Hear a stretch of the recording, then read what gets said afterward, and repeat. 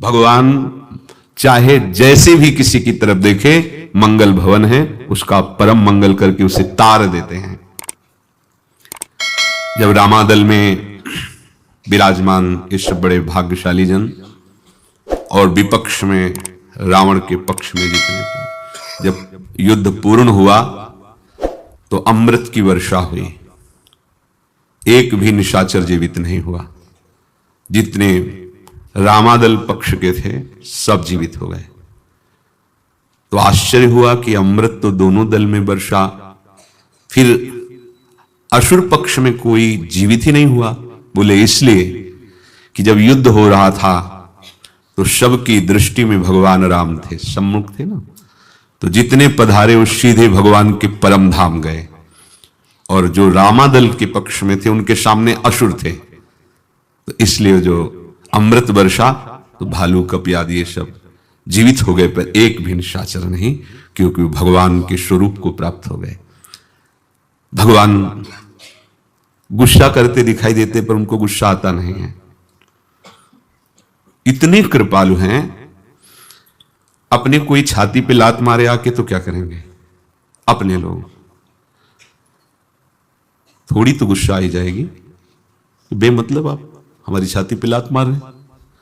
लेकिन भृगु जी ने बेमतलब मारा जाके, परीक्षा के लिए खोया जैसा। भगवान क्या बोले, ओहो मुझे पता नहीं था, हे ईश्वर, पता होता तो मैं आपकी अगवानी करता, आपके चरण प्रक्षालन करता। और चरण दबाने लगे कि ये हृदय बड़ा कठोर है, आपके बड़े कोमल चरण हैं, कहीं आपके चरणों में चोट तो नहीं लग गई। भृगु जी के आंसू आ गए कि ऐसी कृपा तो हम, और बोले आपका ये चरण चिन्ह कभी भी अवतार लूंगा तो ये जरूर रखूंगा। भृगु चरण चिन्ह भगवान धारण कर, कितने कृपालु। उनको कहीं गुस्सा आ सकता है, भगवान को गुस्सा नहीं आता। वो असुरों को भी वो परम पद देते हैं जो बड़े बड़े मुनिजन साधना करके, तपस्या करके चाहते हैं। वो पद भगवान असुरों को दे देते हैं, थोड़ी देर की क्रोध लीला करके। ऐसा कोई न समझे कि भगवान नाश कर देते हैं, कभी कहीं ऐसा उदाहरण नहीं आया। जो भगवान में कैसे भी जुड़ गया, चाहे क्रोध से, चाहे काम से, चाहे लोभ से, कैसे भी, उसका परम मंगल हुआ। आज तक शास्त्र साक्षी हैं। हृदय में भगवान को प्रकाशित करना बहुत दुर्लभ बात है, क्योंकि कोई साधु ही हृदय में भगवान को प्रकाशित करता है। जब तक हमारे हृदय में भगवान प्रकाशित नहीं होते, तब तक आनंद क्या है हम जान भी नहीं सकते। वो ज्ञान विज्ञान की बातें छाटते रहना, वो एक अलग बात है। आनंद, सब स्मृतियों का लय एकमात्र भगवद स्मृति, अखंड तैल धारावत नाम रूप लीला का चिंतन, ये आनंद है। और ये जिसके हृदय में होता है, भगवान एक क्षण के लिए उनका हृदय नहीं छोड़ते हैं। भगवान कह रहे हैं, परित्राणाय साधूनां विनाशाय च दुष्कृतां धर्म संस्थापनार्थाय संभवामि युगे युगे। अपने प्राण प्रिय भक्तों की, संतों की रक्षा करने के लिए और पाप कर्म करने वालों का विनाश करने के लिए, धर्म की भली भांति स्थापना करने के लिए मैं युग युग में प्रकट होता हूं, अपने को प्रकाशित करता हूं। परित्राणाय साधूनाम, साधु जनों के द्वारा कभी अधर्माचरण नहीं होता। साधुते होए न कारज हानि। जो वास्तविक भगवान के चरणों का आश्रय लिए हुए हैं, उनके द्वारा कभी किसी का अहित, अमंगल कभी नहीं हो सकता। वही संत जन ही धर्म की ध्वजा है। सच्ची मानिए, कलयुग तभी अपना विस्तार कर पाएगा जब संत महात्मा अंतर्धान हो जाएंगे। इस पृथ्वी में जब तक नाम जप करने वालों की चरण रज है, तब तक कलयुग अपना पूर्ण प्रभाव नहीं डाल सकता। जब तक श्री गिरिराज जी महाराज विराजमान हैं, गंगा यमुना जी विराजमान हैं, भगवत प्रेमी महात्मा जन विराजमान हैं, राज्य इसी का है, कलयुग का ही है, पर अपना पूरा प्रभाव नहीं दिखा सकता। इसलिए भगवान संतों को बहुत प्यार करते हैं, क्योंकि उनका जीवन केवल जगत मंगल के लिए होता है। संत का हृदय कैसा होता है? गोस्वामी जी स्वयं संत हैं, वो लिख रहे हैं, संत हृदय नवनीत समाना। संत का हृदय मक्खन के समान कोमल होता है। फिर विचार किया कि ये तो गड़बड़ हो गया, मक्खन में दोष है, जब स्वतः आंच लगती है तो पिघलता है, तो यह साधुता का लक्षण नहीं है। स्वतः आंच लगने पर द्रवित होना यह साधुता का लक्षण नहीं। तो आगे लिखना, कहा कविन पर कहीं न जाना, निज परिताप द्रवै नवनीता, पर दुख द्रवै सो संत पुनीता। निज ताप लगने पर मक्खन द्रवित होता है, नवनीत द्रवित होता है, पर संत निज ताप को सह जाते हैं और पर दुख को देखकर वो सह नहीं पाते। उनका हृदय द्रवित हो जाता है और वो हट कर बैठते हैं भगवान से, अब आपको ये करना ही होगा, अपने लिए नहीं, जगत मंगल के लिए। भगवान पिता हैं और भगवत प्रेमी महात्मा हमारी माता है। पिता यदि शासन के लिए दंड देने पर उतारू हो जाए तो एक अगर कोई रोक सकता है तो मां ही रोक सकती है। जब प्रभु रूपी पिता देखते हैं कि हमारे बार बार कृपा करने पर, समझाने पर ये नहीं मानता, जैसे पिता समझा रहा है पढ़ना पड़ेगा तुम्हें, हम पैसा खर्चा करते हैं, तुम्हारी सारी सुख सुविधाएं इच्छानुसार पूर्ण करते हैं, तो तुम्हें पढ़ना ही पड़ेगा। जब देखते हैं प्रमाद करता है पढ़ने तो मारने को दौड़ते हैं। तो मां यद्यपि पतिव्रता है, पतिव्रता कभी अपने पति का विरोध नहीं करती, पर वहां विरोध कर देती है, आप नहीं मारोगे, बीच में आ जाती है, आप मुझे मार सकते हैं, इसे नहीं मार सकते। तो क्या वो पति के विरोध में है? नहीं, ये उसका वात्सल्य है, उसके पातिव्रत धर्म में कोई फर्क नहीं पड़ता। ये उसका वात्सल्य है कि वो बच्चे का पक्ष लेकर अपने पति से भी लड़ जाएगी। ऐसे ही भक्त हैं। भक्त क्या भगवान की अनन्यता को नहीं जानते क्या? कृपा को नहीं जानते क्या? महिमा को नहीं जानते हैं? पर जब किसी को ऐसी परिस्थिति में देखते हैं कि ये बहुत प्रयासरत है संसार चक्र से मुक्त होने के लिए, पर भगवान की दुरंत माया इसे आगे नहीं बढ़ने देती, तो आकर ऐसे कर लेते हैं और भगवान की तरफ प्रणय कोप से देखते हैं कि अब आपको करना ही पड़ेगा। तो भगवान वो प्रणय दृष्टि को निश्चित स्वीकार करके और पास कर देते हैं। जैसे कृष्णदास जी के चरित्र में आता है, वो आगरे से वैश्या लाए और श्री ठाकुर जी से कहा भेंट लाए, आगरे से स्वीकार कर लो। सामने उसने पद गाया, एक ही पद में परम पद प्राप्त हो गया। ये उस वैश्या के प्रभाव से नहीं, ये उनका प्रभाव, हट कर लिया, नहीं आपको करना ही पड़ेगा। ऐसे जो स्वभाव वाले और प्रभाव वाले होते हैं संत जन, उनके द्वारा जगत का स्वाभाविक मंगल होता रहता है। भगवान ऐसे संतों को जब कोई सताने की चेष्टा करता है तो सह नहीं पाते, भगवान फिर अवतरित होते हैं। जब बहुतायत हो जाती है ऐसे राक्षसों की, जो केवल सुसुख वासना के पोषण में धर्म क्या है, सिद्धांत क्या है, मंगल क्या है, सब भूल जाते हैं, तब मंगल भवन स्वयं अवतरित होते हैं। कहते हैं परित्राणाय साधु नाम, ऐसे संतों की रक्षा के लिए। क्योंकि संत महापुरुषों को देखा गया है कि इतनी सामर्थ्य है कि दूसरे के कष्ट को क्षण में नष्ट कर देते हैं, या दूसरे के कष्ट को संकल्प द्वारा अपने शरीर में सह लेते हैं, पर अपने कष्ट की कभी फरियाद नहीं की।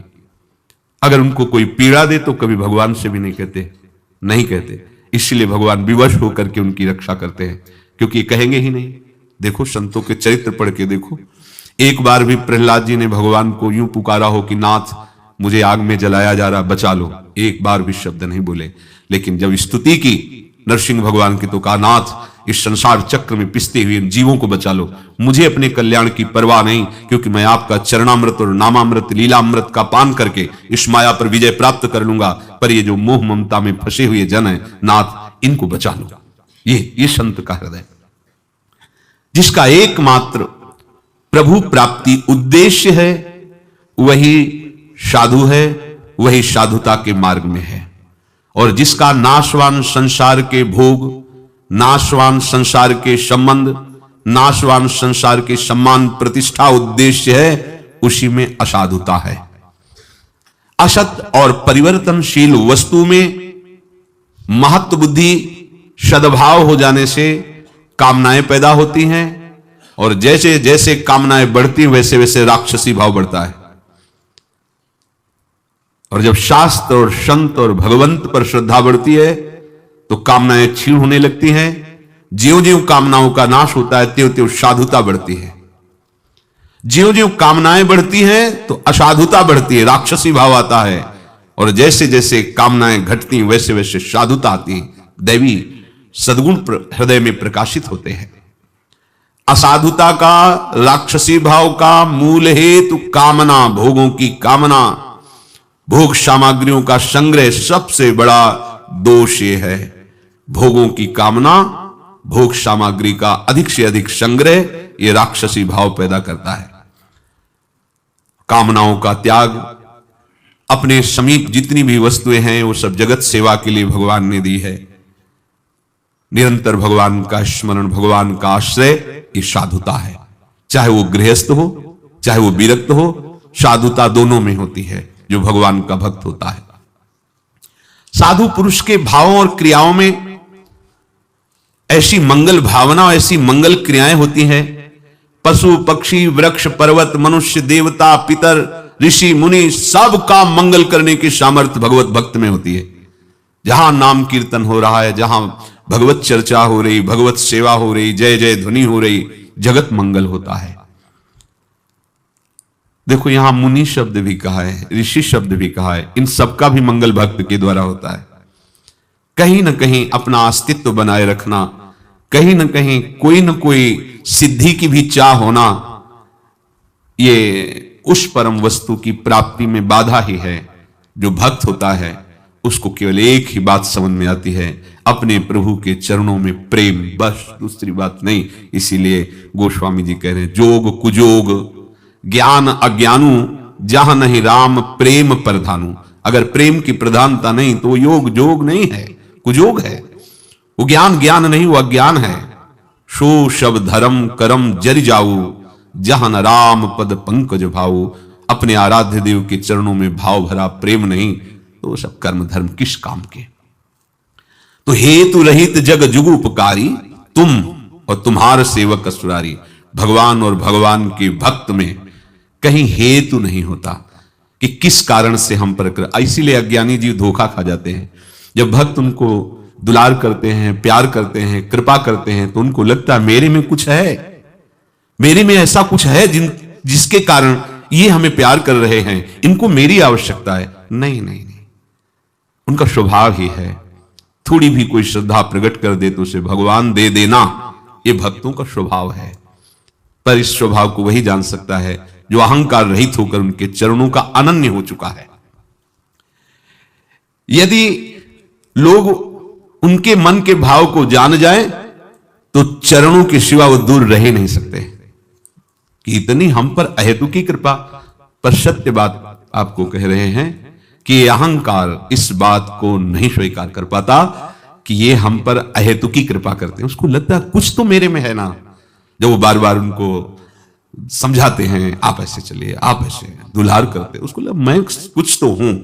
ये देहाभिमान उस बात को समझने नहीं देता। अगर समझ जाए तो चरण दासता हृदय में अखंड जागृत हो जाए, क्योंकि ऐसा प्यार करने वाला कोई त्रिभुवन में नहीं है। शरीर का पोषण, शरीर की भोग सामग्री, शरीर की मान प्रतिष्ठा, ये मायाकृत तो आपको मिल सकता है जगत में, लेकिन इनसे हटा के सच्चिदानंद अविनाशी प्रेम ये केवल भक्तों की कृपा से प्राप्त होता है। भगवान साधु पुरुषों की रक्षा करने के लिए आते हैं। साधु पुरुषों को जब यह दिखाई देता है कि अब मेरे बस की बात नहीं रह गई, रोग इतना बढ़ गया है, ये अब हमारे संभलने को, तो बड़ी जगह ट्रांसफर कर दिया जाता है कि अब हमारे अस्पताल में तुम्हारी दवाई नहीं हो सकती, क्योंकि अब ऑपरेशन ही होगा सीधे, अब दवाओं से दबने वाला नहीं। तो फिर परम वैद्य भगवान का सब मिलकर चिंतन करते हैं, पुकारते हैं, भगवान पधारते, फिर सुदर्शन चक्र आदि से ऑपरेशन करते हैं, अपने दिव्यास्त्रों से ऑपरेशन करते हैं, उसे परम पद पहुंचा देते हैं। भक्तों में सांसारिक पदार्थों का महत्व, सांसारिक पदार्थों की प्राप्ति का उद्देश्य होता ही नहीं है। बहुत ध्यान से सुनिए, भक्तों में सांसारिक पदार्थों का महत्व, सांसारिक पदार्थों का उद्देश्य होता ही नहीं है। भक्तजन बड़ी से बड़ी प्रतिकूलता, बड़े से बड़े अपमान और दुख को विशेष प्रसन्नता पूर्वक सहन करते हैं, विशेष प्रसन्नता पूर्वक, हरि की विशेष कृपा है ऐसा मानकर। सच्ची मानना अनुकूलता ऐसा विष है जो भगवान से विमुख कर देती है। कुंती जी ने बहुत सोच विचार के बात कही थी कि पग पग पर हे जगत गुरु मुझे प्रतिकूलता मिले, विपत्ति मिले, क्योंकि जब विपत्ति और प्रतिकूलता होती तो आर्त भाव आता है, जब आर्त भाव से पुकार होती तो ठाकुर सामने होते हैं, जब अनुकूलता मिलती है तो हृदय में कहीं न कहीं सुख भोगने की लालसा होती है। और भगवत विमुखता का मूल कारण किसी भी वस्तु व्यक्ति स्थान से सुख लेना है। किसी भी वस्तु व्यक्ति स्थान से सुख लेने की भावना भगवत विमुखता को प्रकट करती है। और विपत्ति, प्रतिकूलता, निंदा, दुख ये आर्त भाव प्रकट करते हैं, नाथ अब आपके सिवा हमारा कोई नहीं है, प्रभु अब तो मैं साधन भी भजन भी नहीं कर सकता, ऐसी अपार दुखमयी पीड़ामयी स्थिति है, हे नाथ कोई अब हमारा सहारा नहीं, प्रभु आप ही सहारे हो। एकदम तदात्म भाव। प्रतिकूलता, ध्यान दीजिए, प्रतिकूलता, अपमान, विपत्ति से जितना आध्यात्मिक लाभ होता है उतना किसी साधना से नहीं। डरते हैं हम लोग इससे, प्रतिकूलता न मिले, अपमान न मिले, तिरस्कार न मिले, दुख न मिले। और सिद्धांत क्या कह रहे? यही आध्यात्मिक उन्नति की चढ़ाई चढ़ाता है, अपमान, तिरस्कार, प्रतिकूलता, दुख। वास्तव में भक्ति का वर्धन प्रतिकूलता में ही होता है। सांसारिक भोगों का राग, सांसारिक संबंधों में आसक्ति, इसी का नाम पतन है। सांसारिक भोगों का राग, मिले और भोगूं, सांसारिक संबंधों की आसक्ति या अमुक, इसी का नाम आध्यात्मिक पतन है। और प्रतिकूलता, विपत्ति, दुख में ये सांसारिक आसक्ति की धज्जियां उड़ जाती हैं, क्योंकि कोई जब किसी काम का नहीं रह जाता जगत के तो उससे कोई नहीं पूछता, कोई नहीं पूछता। सच्ची मानना, अगर कोई पूछ रहा है तो कुछ है पूछ उसके पास, इसलिए पूछ रहा है, अगर नहीं है तो कोई नहीं पूछता है। इसीलिए भगवान भक्तों को अपनी तरफ से प्रतिकूलता भेजते रहते हैं। प्रश्न करने वाले ध्यान से सुन लो कि भजन में दुख क्यों मिलता है, प्रतिकूलता क्यों मिलती है? तो आपकी आध्यात्मिक उन्नति के लिए, आपको परम पद में बैठाने के लिए, आपके हृदय में जो बैठा हुआ है कि आपको कोई प्यार करता है, यह सत्य अनुभव कराने के लिए भगवान आपको प्रतिकूलता देते हैं, तिरस्कार देते हैं, दुख देते हैं। विनाशाय च दुष्कृताम, दुष्ट मनुष्य अधर्म की वृद्धि के लिए चेष्टा करता रहता है, और जहां धर्म या धर्मात्मा पुरुष होते हैं वहां उनके नाश की वो सोचता है, दुष्ट पुरुष। इसलिए भगवान ऐसे दुष्टों का नाश करने के लिए प्रकट होते हैं। जो मनुष्य कामना अधिक बढ़ाता है उसमें झूठ बोलने की प्रवृत्ति आ जाती है। एक एक अमृत में वचन है, ध्यान से सुनोगे तो बहुत सहयोग मिलेगा भगवत मार्ग में। जो मनुष्य कामनाओं को अधिक बढ़ाता है, ये मिल जाए, ये मिल जाए, ये भोग लूं, वो झूठ बोलने लगता है, फिर कपट करने लगता है, फिर छल आ जाता है, फिर बेईमानी आ जाती है, फिर हिंसा होने लगती है। घोर पापाचरण, दुर्गुण, दुराचार छा जाते हैं उसके हृदय में। फिर वो लोगों का विचार ही खत्म हो जाता है। निरपराध सद्गुण सदाचारी भजन करने वालों पर घोर अत्याचार करने में भी उनको कोई भय नहीं लगता। सदैव दूसरों का कैसे अमंगल हो, नाश हो, ऐसे लोग सोचते रहते हैं। ना वो प्रवृत्ति मार्ग के होते हैं, ना वो निवृत्ति मार्ग के होते हैं, वो पाप मार्ग के, अधर्म मार्ग के होते हैं। भगवान की निंदा, भगवान के द्वारा बोले गए वचनों का उपहास, भगवान के भक्तों का उपहास, वेद शास्त्रों का अपमान, ऐसे आसुरी स्वभाव वाले लोग करते रहते हैं। बुरा से बुरा बोलना, बुरा से बुरा सोचना, बुरा से बुरा करना और तनिक भी ना हिचकना, ये दुष्कृताम है। ऐसे दुष्कृताम, ऐसे दुष्ट आचरण करने वालों को भगवान दंड देते हैं, दंड के द्वारा पवित्र करते हैं। भगवान तो सब प्राणियों में सम है, उनका कोई वैरी नहीं है। भगवान स्वयं कहते हैं समोहम सर्वभूतेषु न मे द्वेष्यः, कोई मेरा द्वेष का पात्र नहीं, मैं तो सब में समान रूप से विराजमान हूं। फिर महाराज ये दुष्टों का विनाश क्यों करते हैं? क्योंकि कह रहे मेरा कोई बैरी नहीं, फिर क्यों करते हैं? तो संपूर्ण प्राणियों के प्रभु सुहृद होते हैं, संपूर्ण प्राणियों, उनका कोई बैरी नहीं है, पर उनके भक्त का जो बैरी होता है भगवान उसका विनाश कर देते हैं। इसीलिए भगवान ने कहा परित्राणाय साधु नाम, जो अपराध भक्त कर करई राम रोष पावक सो जरई। भगवान का अपराध कर दे तो सह जाएंगे, लेकिन अगर भक्त को ऐसा कर दिया तो परिणाम ऐसा भयंकर होगा। साधु अवज्ञा तुरत भवानी, कर कल्याण अखिल की हानि, जितना सुकृत जमा होगा सब भस्म हो जाएगा भक्त अपराध से। अहंकार के कारण सुस्त है क्या, लेकिन क्या का परिणाम जब आएगा तब आप देख लेना, क्या का परिणाम तुम सोच भी नहीं सकते। सुन सुरेश रघुनाथ स्वभावु, निज अपराध ऋषाही न काऊ, और जो अपराध भगत कर करई राम रोष पावक सो जरई। कह रहे भगवान का एक स्वभाव कि आप खूब अपराध कर दो, अगाध समुद्र है, अगाध ऐसे स्वभाव वाले प्रभु हैं। अब जैसे छोटा बच्चा है, खेलते खेलते गया और जूता उठा लाया और अपने पिता कैसे मार रहा है, पिता क्या करेगा? रिपोर्ट लिखाएगा, उसके हाथ पैर तोड़ देगा? कुछ नहीं करेगा, जूता हटा के फेंक के गोद में बैठा के दुलार करेगा, क्योंकि जानता है कि ना उसे जूता का परिचय है और ना मारने की क्रिया का परिचय है, और किसको मार रहा हूं ना उसको परिचय है। ऐसे ही अज्ञानी जीव प्रभु के लिए है। प्रभु की दृष्टि में चाहे 80 वर्ष का हो, चाहे 100 वर्ष का हो, चाहे 5000 वर्ष का हो, कोई भी हो, प्रभु की दृष्टि में बच्चा ही है।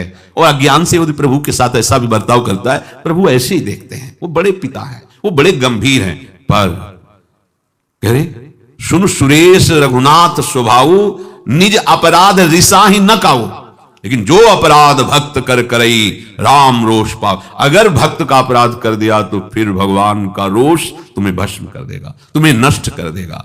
भगवान का एक नाम भक्त भक्तिमान है। जो भक्त भगवान की भक्ति करते हैं तो भगवान अपने भक्तों की भक्ति करते हैं। अतः भक्तों को कटु वचन बोलने वाले, निंदा करने वाले, दुख देने वाले दुष्टों का विनाश भगवान निश्चित करते हैं। समय का केवल इंतजार होता है।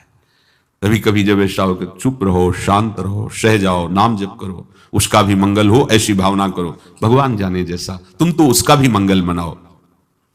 साधुओं का परित्राण करने में प्रभु की जितनी कृपा है उतनी ही कृपा दुष्टों का विनाश करने में भी है। ये हताश चक्रधरेण राजस त्रैलोक्यनाथेन जनार्दनेन, ते ते गता विष्णुपुरीम प्रयाता क्रोधोपि देवस्य वरेण तुल्य। जिन जिनको भगवान ने मारा वो सब परम धाम को गए। बोले परम देव श्री हरि का मारना भी वरदान है, वरदान है, परम धाम प्रदान करते हैं। जो साधुओं को वही दुष्टों को, साधुओं को दुलार करके और दुष्टों पर वार करके भगवान वही परम पद प्रदान करते हैं। हाँ, संत महात्मा भगवान की भक्ति, भगवान का नाम, भगवान के गुण, भगवान के सिद्धांतों की स्थापना करते हैं, और दुष्ट जन उनका विनाश करने की सोचते हैं। दुष्टों का विनाश करने का कार्य फिर भगवान अपने हाथ में ले लेते हैं। दुष्ट जन साधु के द्वारा स्थापित भक्ति, नाम कीर्तन, गुण कीर्तन, सिद्धांत स्थापना, इसका विरोध करते, इसका विनाश करते, तो उनके विनाश का कार्य भगवान अपने हाथ में ले लेते हैं। तुम भजन करो, हम देख लेंगे। भगवान उन दुष्टों को भी दंड से शुद्ध और पवित्र बनाकर अपना स्वरूप प्रदान करते हैं। भगवान किसी भी जीव के साथ द्वेष, वैर, विरोध ये किंचन मात्र नहीं रखते। प्रत्युत समान रीति से सबको सामर्थ्य देते हैं। उनका पोषण करते हैं। इतना ही नहीं, भगवान को जो नहीं मानते, भगवान की निंदा करते हैं, भगवान उनको भी पृथ्वी में रहने के लिए स्थान देते हैं। देखो ना भगवान का प्यार, जैसे महात्मा भूमि पे रह सकता है तो दुष्ट आत्मा भी भूमि पे रहता है। भगवान ऐसा नहीं करते कि वो जहां पैर रखेगा तो धंस जाएगी भूमि और मर जाएगा। भगवान के इस विधान में कहीं पक्षपात नहीं देखोगे। अगर महात्मा का पेट भरने के लिए अन्न देते हैं तो दुष्टों को भी पेट भरने के लिए प्रभु देते हैं। उनकी भी भूख जो वो पाना चाहते हैं मिटाते हैं भगवान। वायु अगर संत महात्माओं को देते हैं तो वायु दुष्टों को भी देते हैं। सूर्य सबको प्रकाश बराबर देता है, जल सबके प्राण पोषण के लिए भगवान बराबर देते हैं, चाहे वो दुष्ट हो चाहे महात्मा हो। ये तो पिता का जैसे पोषण करने का स्वभाव होता है, ऐसा अब उद्दंडता का तुम्हें फल मिलेगा। अब जैसी तुम कर्म की वृत्ति रखोगे उसके अनुसार भगवान का स्वरूप वैसे ही आपके अनुभव में आएगा।